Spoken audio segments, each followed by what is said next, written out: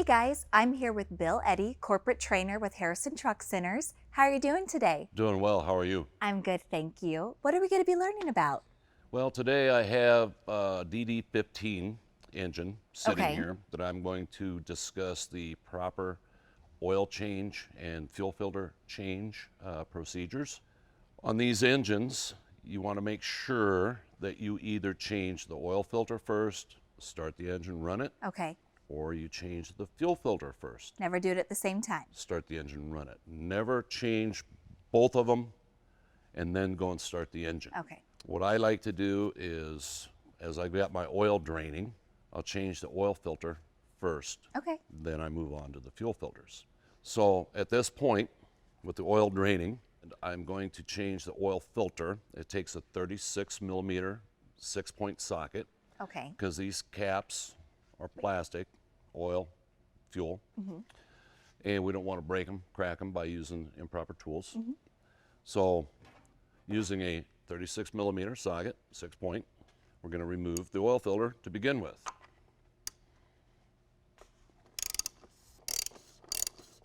Now, is there a specific oil that you suggest they use? As far as oil on these engines, it's okay to use a 10W30 Okay. oil, which is intended for better fuel mileage. Which we know is important. That's kind of a key thing Yeah. nowadays. Or a 15W40 oil. You get it to the point there where you slide that oil filter right straight out of there.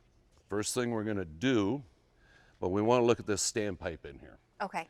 because this is your oil filter bypass valve here on the top, and we want to make sure we don't have anything broken, cracked from somebody previous to you working on it. Okay. So this one here looks all intact, everything's fine. So we're good in that regard. These filters actually snap into the cap. You see, as I lifted that off there, it all came as one. The oil filter's pretty decent. You take sideways pressure Snaps and off. snap that cap right off of there. Okay. Okay, at this point, I'll show you the lugs on the top of the filter here, where that is where it coincides with the Fits cap, right in. snaps into place and everything. We're going to remove the old O-ring and discard it. And do we always remove? Always replace the O-ring. Always replace it. Okay. So we're going to take the new O-ring and roll it into place. Okay, It's on there nice and tight. so now at this point, we're going to take our new oil filter and we're going to snap it back onto the cap. You always want to take some fresh, clean engine oil Okay. and lube this O-ring Before you put it before back in. reassembly. Okay, and that's going to go right straight back down on there. Okay. You shouldn't have to cog it. Some engines, yes, the air filter sits up here.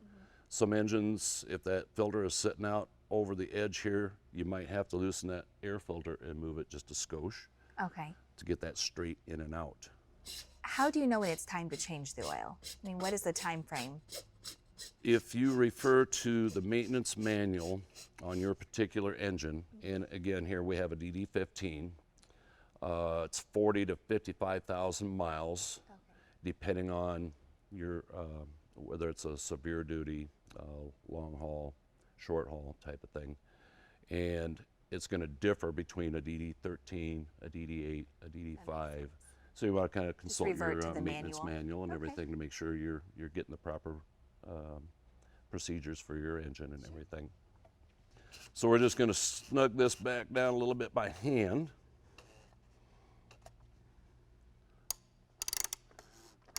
And I'm just going to run this back down in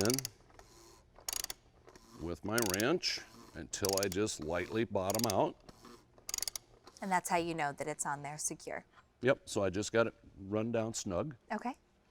So at this point, I'm going to switch my ratchet here to my torque wrench. And as I mentioned there a moment ago, 36 millimeter, make sure you use a 6-point socket. And yes, that is the same socket for the fuel filters also. It's pretty nice. Same tool, same torquey. That's nice that they kept things the same for us. The torque spec is labeled on the caps, and it is the same torque spec for oil and fuel. It's in Newton meters, so if you're German, Yeah. you can go by that. See, most people don't know what Newton Or meters is. me here in the United States, I still do foot pounds, so I do my The conversion. conversion, And we're looking at 41, 44 foot which makes it easier for people to understand. Mm-hmm. All right, All right. we got it torqued down. So at this point, we're going to fill this engine with oil. And on a DD15, you're looking at approximately 45 quarts of oil. Okay. So we're going to make sure we got oil in it. As I mentioned, we have our filter changed. So we're going to start this engine up, let it idle, and we're going to watch the oil pressure gauge, make sure the oil pressure comes up like it's supposed to. Okay. And we're going to let it run for several moments before we shut it down Okay. and then move on to the fuel filters. Similar situation with the fuel filters as was the oil filter. We're going to use the same socket. Okay. Amazing, right? But Same yeah, thing. very nice. So that was a 36 millimeter. And we still want to use the 6-point socket so we don't break our plastic caps. And how do we know which one to change first? Well, I tried to go with changing the primary filter first. Okay. And there's a couple reasons for that. That's the smaller one. That's the smaller of the two. So we're going to take the primary filter out, which is just a screen type filter. And that's going to lift right straight out of here. As you see, same type of situation as the oil filter. It snaps into the cap. So when I pull this filter out, as I say, calling it the primary filter, it's the first filter that the fuel travels through. Okay. So if there's going to be any big chunks or any bad stuff going on, we want to kind of look See it in there. look at the screen.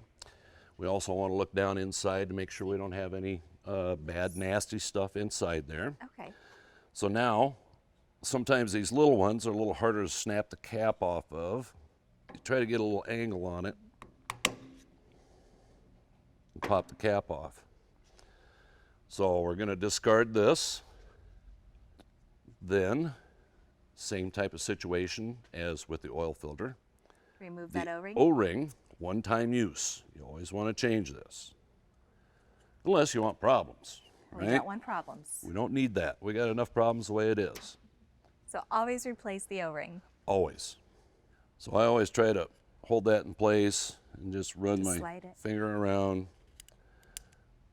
to prevent rolling or twisting Okay. that O-ring. We take the new filter, and sometimes it can be a little tricky snapping it into the cap, Okay. and they supply you with the comes O-ring in the kit. lube. That is in each filter kit. And there's just enough in here to do the job. So you put that on the top. I try to put a little bit up here just to aid in getting this snapped into that Okay. cap. Putting it back on. So that was my reasoning for this. Okay. And then you have the two O-rings here at the bottom. You want to make sure But we don't have to change the ones on the bottom. they come already assembled onto the Okay. new filter and everything. So, and I try to make sure we got a little bit of that lube on everything there to where assembly is easier. So now we've changed the O-ring on the cap. We've got our assembly lube on things. Then this should theoretically snap right on. Looks good. And I've tried doing this without putting that lube on that top. It's not as easy. It's a little rougher. Okay. So that's good to know. So that just drops right straight down in there. And then using finger pressure, I'll just run that up until my O-ring is starting to touch there. Then I'll grab my ratchet and socket. And I'm just going to run this down until it touches. And then we're going to use a torque wrench and torque it to the proper spec, Which is the same. which is the All same three. for all three. That's nice. And again, it is marked in Newton meters on the cap, which equates to 41, 44 foot-pounds. That's good to know that conversion. So there is the primary, Okay. as I call it. So we'll move on to the secondary, as I call it. And that's the bigger. That's the bigger of the two. And we're going to remove that cap. It is so nice that you have the same tool for all three of these. Yes, somebody was thinking of us mechanics the day they designed that. So at this point, same type of thing. This is going to lift straight up out of there. So the first thing I always look for is to make sure this little nub is not broken off, Okay. because when that is set back down in there, that is actually depresses on the drain back valve. Okay. Because otherwise that could be in there, broken off. And we don't want inside broken there. pieces Yeah. left inside there. So a similar type of thing with the cap. If you give it a little sideways pressure, in theory it should pop right off of there. There you go. So with this being out, set that off to the side, and again, we have the same type of O-ring set up. So remove that. We're going to get that off of there, one-time use. We're going to discard it, install our new O-ring, and again, I try to put a thumb on there, hold it, Hold it straight. and run that around so we don't get it twisted. Then with that little packet of O-ring lube, Put more on the top. we're going to add some to that O-ring. So you want to get that run around there so we don't have any problems getting this reassembled and we don't end up tearing or cutting that O-ring. And we're going to do the same. Around the. There's two seals here. Okay. The one right at the very end. There's another one inside there about an inch. So you wouldn't put that on the inside and the exterior. Yes, and then the small O-ring here. Okay. So we're going to take, put a little dab on there. So we're going to add some of that on these two inner surfaces here, and on the small O-ring here. Then usually this will pop on there pretty decent. Sometimes I'll just set it on Yeah, the put on a workbench and flat surface. There you go. so that's all intact. Now with this little nub here, if you look down inside, you can see where that's going to line up. Okay. You know, I should mention, you probably want to look at the standpipe here, make sure that's not broken or cracked or have any problems. So it can slide right down on that. You're going to go right straight down in. Okay. Now I'm going to turn it just a little bit and find my happy place, because that little nub should You'll drop hear down it in, snap. just like that. So it went up to the threads now. So now I'm just going to start running that in by hand. Okay. And then again, use my same socket here. We're just going to run that down till it seats. Then we'll use the torque wrench again.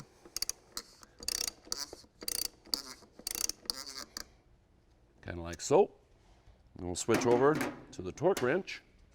And again, 41, 44 foot-pounds. At least they're all the same torque, same size socket. Yeah, and that everything. makes it so really that's, nice. That's really convenient. Yes. So at this point, being we've changed the fuel filters, the fuel's drained back out of our bowl. We're going to need to prime this before we try to start it, because the fuel is actually what lubes the high pressure fuel pump, Okay. and we don't want to crank and crank and crank and crank on this Sure. and cause damage to the fuel pump. So we're going to prime up the system. That way it starts up easily and we've got everything full of fuel. Again, like I said, that's what lubes that pump. So, all right, so now that we have our filters changed, we're going to move on to the priming procedure. So on our engines, we have a priming port on the filter module here. Okay. So we're going to attach a priming hose to that. We're going to draw fuel out of the fuel tank, Okay. run it through the pump, and pressurize the fuel system. So that way we get all the air out of the fuel system, get all the air out of the fuel pump, which is lubed with fuel. So if we start this up dry, cranking and cranking, it can be doing damage to our fuel pump. Sure. So at this point, we're going to use our fuel priming pump, And this is where we start.